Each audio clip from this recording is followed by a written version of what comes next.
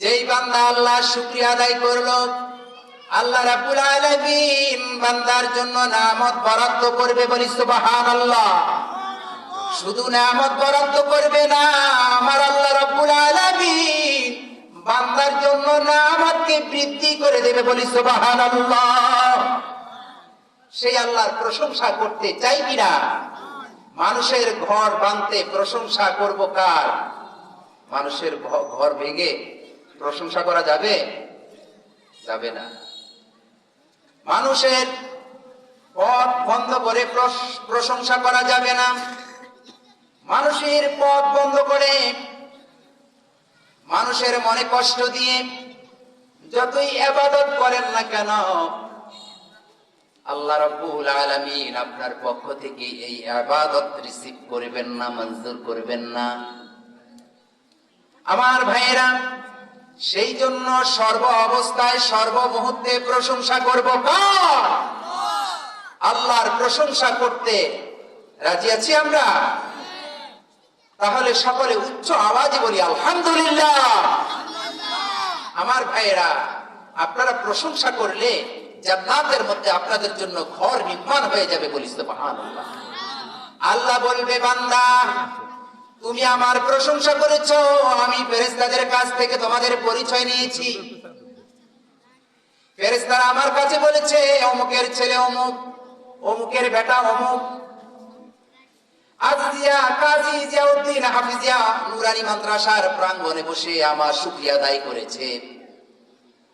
আমার বন্ধুরা, আমার সাথীরা, আমি যখন এই কথাটা আল্লাহ রাব্বুল আলামিন বলে, আমি যখন এই কথাটা শুনলাম, তখন আমি বান্দার জন্য জান্নাতের মধ্যে ঘর বরাদ্দ করে দিলাম, বলি সুবহানাল্লাহ।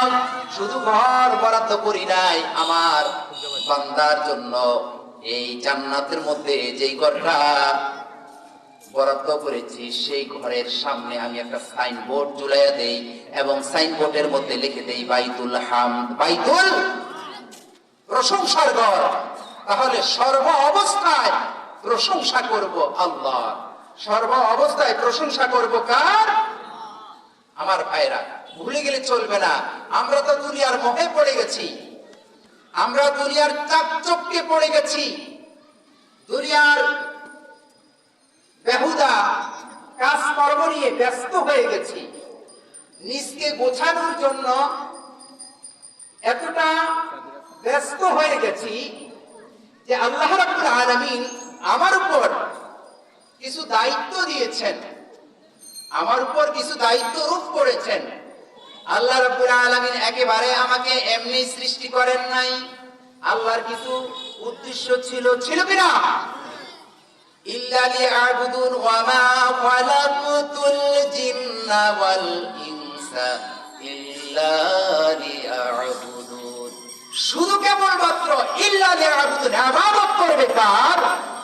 আর ইবাদত হতে হবে শিরক মুক্ত, বিদআত মুক্ত। ইবাদত কিভাবে হতে হবে? শিরক মুক্ত ইবাদত হতে হবে। আমার ভাইরা, শিরক মুক্ত ইবাদত যদি আপনি না করেন, আপনার মন গড়া মতবাদ দিয়ে আপনার ইচ্ছা মতো আপনি যা ইচ্ছা তা করবেন, তা কিন্তু হবে।